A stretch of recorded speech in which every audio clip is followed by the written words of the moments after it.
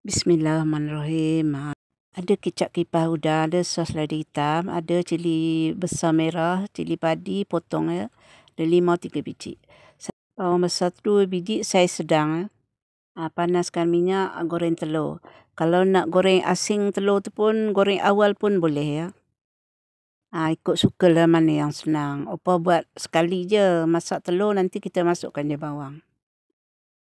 Pandai-pandailah nak garingkan telur bahagian bawah tu ya. Tak perlu nak diterbalikkan, biarkan je dia masak sebelah ya.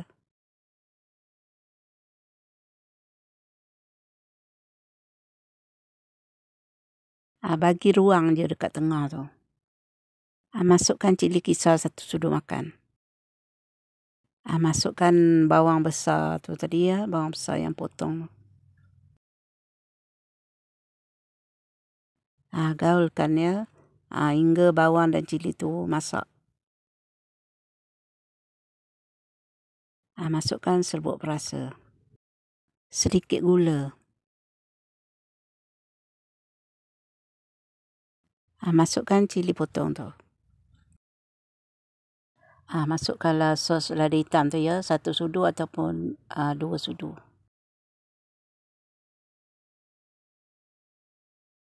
Masukkan kicap kipas udang tu ya, agak-agak lah. Nanti banyak sangat pula, masin pula.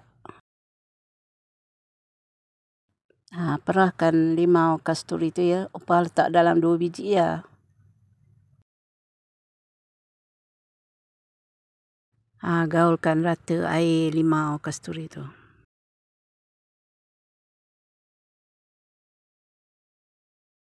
Biarkanlah dia masak sekejap ya.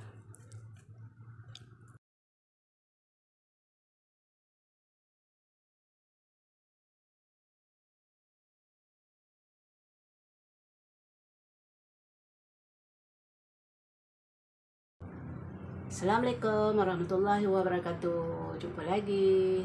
Hari ni upah masak simple saja ya. Apa khabar sahabat semua? Harap sahabat semua sihat selalu.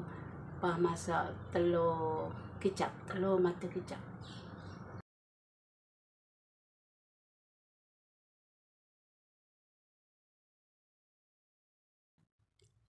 Dah pun siap ya. Assalamualaikum warahmatullahi wabarakatuh. Selamat mencuba. Jumpa lagi di lain video. Okay, bye. Ada sambal belacan, ada timun ya buat ulam.